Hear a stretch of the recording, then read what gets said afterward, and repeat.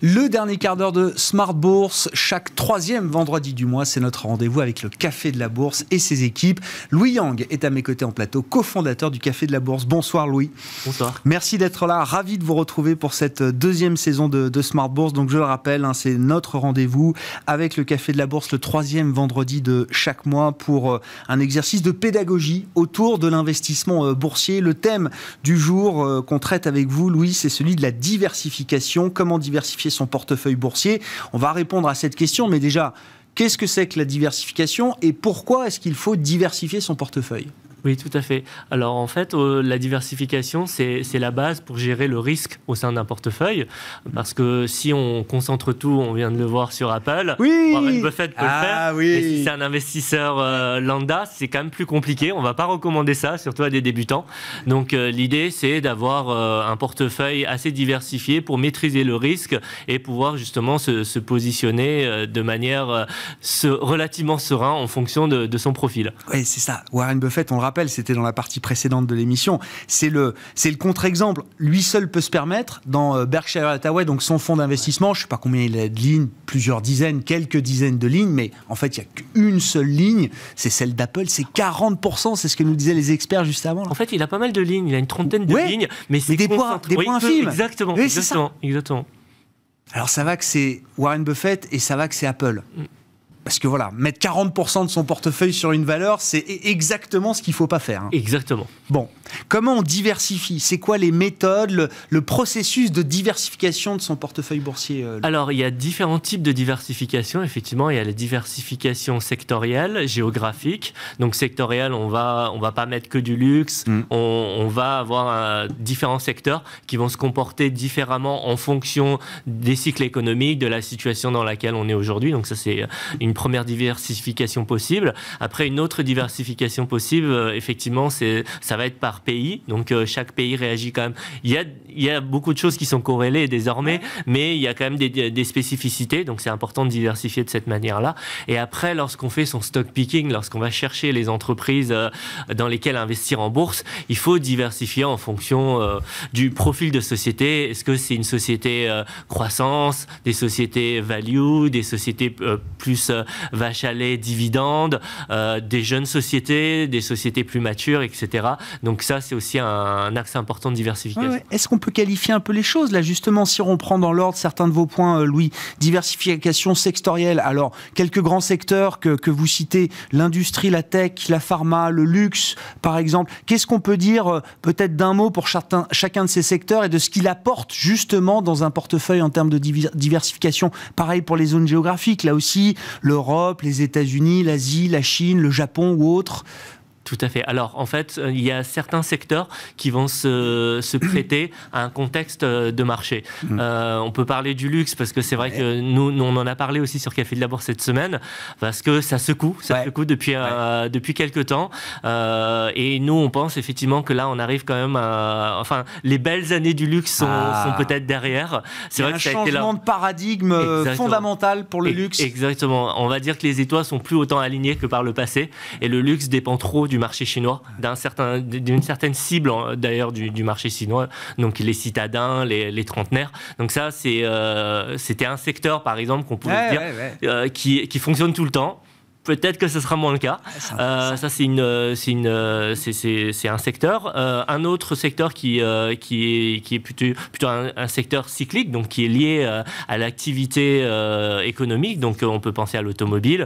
Ça, typiquement, c'est le genre de secteur, c'est bien de se positionner lorsque ça redémarre bien. Quand on vous parle de bêta, de cyclique, etc., voilà, on pense à ce type de secteur. Exactement. On va dire, lorsqu'on était vraiment dans l'œil du cycle de la crise, là c'était des secteurs défensifs, les pharmaceutiques, raison de plus parce que là c'était une crise qui était liée à un virus en plus, donc effectivement les pharmaceutiques, ça c'est un secteur qui est défensif. Donc voilà, il y a ce sont des exemples. Et on retrouve des caractéristiques aussi par pays ou par zone géographique? Les États-Unis, c'est pas la même chose que l'Europe, oui, dans un portefeuille? Exactement. Exactement. C'est pas les mêmes niveaux de capitalisation, c'est pas les mêmes niveaux de croissance et de rebond aussi. Donc effectivement, si on parle de la tech, ça rejoint un peu là quand on pense États-Unis, on pense beaucoup aux GAFAM, aux grosses valeurs de la tech. Ça, effectivement, c'est quand même des valeurs qui ont porté les indices depuis pas mal d'années. Donc effectivement, lorsqu'on mise sur les États-Unis en matière de diversification, ça va être différent d'indices européens, notamment le FTSE par exemple, qui a un indice, on va dire, plus industriel, plus lié à l'économie traditionnelle. Le CAC 40, indice luxe. Bon, luxe, ça c'est bien identifié, voilà, effectivement. Donc, et puis effectivement, le Japon aussi, c'est plutôt un secteur qui est plus lié à l'industrie. Cyclique aussi, cyclique aussi, exactement. Et vous dites, c'est aussi important de regarder les différentes tailles de capitalisation boursière qu'on a en portefeuille? Oui, exactement. Alors là, on va être dans des approches différentes. On va évidemment aller chercher des grosses capitalisations pour construire son fonds de portefeuille, parce que ce sont des valeurs qui ont fait leurs preuves, qui ont, par exemple, qui distribuent un dividende conséquent depuis pas mal d'années, ou qui sont en croissance depuis pas mal d'années, une grosse capi solide, qui sont... Liquides, exactement, liquides, à même à supporter un éventuel retournement de marché, puisqu'elles ont prouvé leur solidité. Donc ça, c'est certaines valeurs qu'il faut utiliser pour composer son portefeuille. Et après, il faut aussi aller chercher, si son profil de risque le permet, d'aller chercher des plus petites capitalisations, donc des futures valeurs en forte croissance qui peuvent devenir des futurs Tesla ou Amazon et autres. Oui, bien sûr. Alors là, on parle de diversification d'un portefeuille boursier, mais si on monte à l'étage supérieur, une allocation, un patrimoine en général, doit être diversifié aussi. Tout à fait. C'est vrai que là, on a commencé avec un zoom sur la bourse, les actions, mais en fait, effectivement, au départ, il faut en fait regarder au global. C'est-à-dire que la première chose à faire, c'est de mettre des sous de côté pour avoir un fonds d'urgence, pour pallier à toute éventualité. Donc ça va être du placement sans risque. On va aller sur des placements sans risque court terme. Et après, effectivement, on va diversifier en fonction de son profil dans des actions, mais aussi des ETF, des SICAV, il y a une assurance vie, de l'immobilier évidemment, de la pierre papier, du private equity. En fait, il y a beaucoup de choses à faire, mais ça va vraiment dépendre de ses objectifs, de la taille de son portefeuille financier, de son patrimoine, bien sûr, exactement. Mais vous dites, voilà, c'est l'ensemble du portefeuille d'actifs financiers qui doit être diversifié, pas juste la partie boursière, action du portefeuille. Tout à fait. Bon, revenons à Warren Buffett. Je ne sais pas, est-ce qu'il y a un risque de surdiversification? Warren Buffett, il ne prend pas trop ce risque, mais est-ce qu'il y a le risque de trop en faire de ce point de vue-là? Oui, effectivement, on peut aller dans de la surdiversification où finalement, ça apporte plus grand-chose. C'est-à-dire que c'est bien d'avoir un minimum de diversification. Il y a des études qui vont montrer qu'il faut plus ou moins 20, 25 lignes au sein d'un portefeuille action, d'un portefeuille boursier. Il y a un nombre de lignes optimales qu'on arrive à... Exactement. Et après, lorsqu'on rajoute des lignes supplémentaires, le gain en matière de diversification ne sera plus présent. Et au risque de trop diversifier, on risque d'avoir un portefeuille qui va pas être performant aussi. Donc c'est important de diversifier, mais de ne pas diversifier n'importe comment et de se retrouver avec un portefeuille qui n'aura plus de sens. Ouais, je comprends.